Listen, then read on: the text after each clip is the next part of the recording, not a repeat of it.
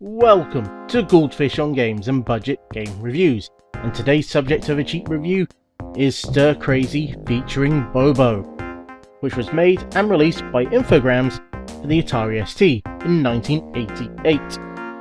Now, as we look at the back, we can see that this might be one of the earliest examples of a multiplayer minigame collection. Let's check out the box itself. And we find a manual, or at least an A4 bit of paper that goes into surprisingly quite a bit of detail on each of the games. Quite nice actually. And we get the game on 2 double-sided floppy disks. I first played this on the Amiga back in 1990, and I had no idea that Bobo was actually a cartoon strip from Belgium. But then that's not entirely surprising, as I don't think it ever got translated into English. And it makes me wonder how many other people played this game who had no idea about its origins. The game opens up on this simple but effective menu that gives you the option of either playing all 6 of the games or playing each one individually. You can play this solo, or you can add 5 other people and have 6 players in total. You each take a turn at a level to try and beat each other's scores. And where else can we start but level 1, which has you working in the canteen, and you have to try and feed the other prisoners, which, as you can expect, isn't as easy as it sounds. So you better grab that pan of soup and quickly feed the inmates as they show up and start bashing their plates against the table. But don't worry, if it looks like they're about to finish, they're not, because they want more. These inmates seem to get seconds, thirds, fourth, fifths, sixths, well, they just seem to keep going. So you need to be on the lookout for when a new pan of soup shows up at the hatch. Now if you're really lucky, you can actually spot when they're just about to finish because they start licking their plate, with a really nice bit of animation. Now you probably realise this already, but Bobo is perhaps the oddest inmate of the prison in the Slammer, and he's been there for 17 years now, and his biggest dream is to get out. But first, he has a lot of chores to do, including the next one, which is peeling potatoes, which plays like those classic track and field games and has you really abusing the joystick, as you have to press down to grab a potato, left and right to peel it, and then fire to throw it. And if you've not peeled it fully, then it'll get thrown back at you and you have to start again. You can tell how far through the potato he is by the little picture that shows up by the chair. Now there's some small and big ones, and the bigger ones take longer to peel. Now if you're really fast, you can actually reduce the size of the pile. But don't get any funny ideas, there's no way of winning this. You will eventually get buried in potatoes. But each time more potatoes come down the chute, you do get a bonus. It's one of those games that you can really get into quite a rhythm with, and you can keep going for quite a while. Or at least I can, it seems. But this isn't the last of his chores, oh no. Now he's got to wash the floor. Which probably wouldn't be so bad if it wasn't for the fact that various guards, inmates and dogs keep trying to walk all over it, and they seem to have really muddy feet.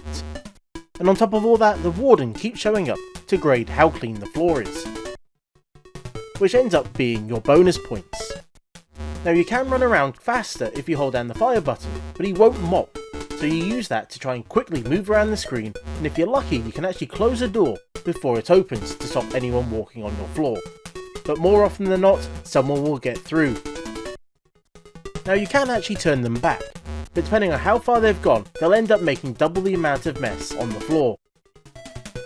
Now if you're particularly good, which I wasn't in any of the recordings, you'll actually have to clean your mop, and an icon will appear at the bottom for you to try and do that. Now I find this one a little bit annoying, as the failure condition seems to be a little bit random. But don't worry Bobo, as next up is a Breakout Attempt. But you've got a special job. You've got to control the trampoline. In this level you get to juggle prisoners and try and launch them over the wall, but just be careful, as if you try to do that too close they end up going straight into the wall and then falling down. Now it seems these prisoners are actually enjoying this a little bit too much, as the longer you juggle them, the more points you'll get. Now as far as I'm aware, the way that you fail this level is by having a set number of people fail to get over. though I'm not entirely sure as nothing is particularly clear. Now you might have noticed along the top the collection Spiro, which is the name of the magazine that the Bobo strips appeared in. Now I can only assume that Infogrames had plans to make more games based on the strips in this magazine, but I don't think any of the rest showed up. But at least we ended up with one quite fun game out of it, so thank you Paul Dudliege for creating the character.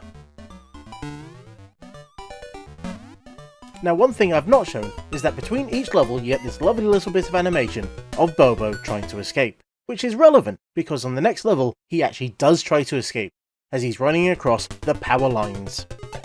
So in his break for freedom he's decided to take his life into his own hands and runs along the main power lines, which have these sparks that if you touch them, well, you're gonna have a bad time.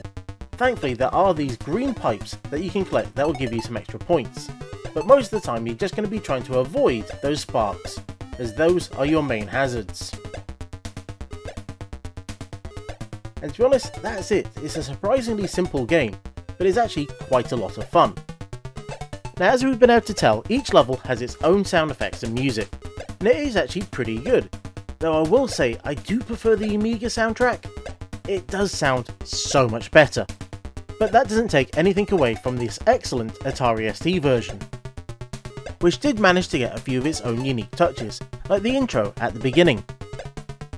Unsurprisingly, this escape attempt didn't work just like in the comics, so he's brought back to Inzi Slammer, and now it's night time, so he has to try and sleep, which like all the other levels is easier said than done, as Bobo is kept awake by the snoring of all the other inmates.